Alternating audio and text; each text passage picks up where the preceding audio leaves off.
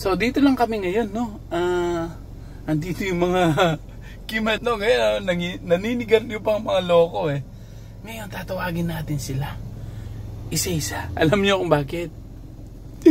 Ayan, mayas! Takatalon tong mga to. Tawagin natin una si Kim. Punta tayo ng Guagua, mag-almusal muna tayo.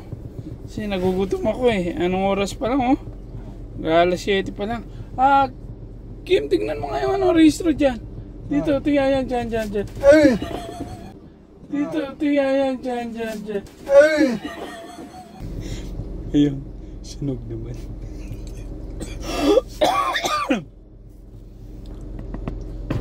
Tog!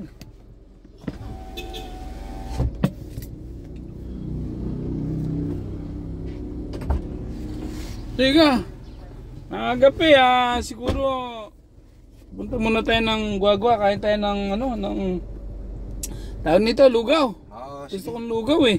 Pero hindi pa kami nagamusal. Tingnan mo ayun, nandiyan yung registro natin. Nasa taas. Yan. Pupuntan natin.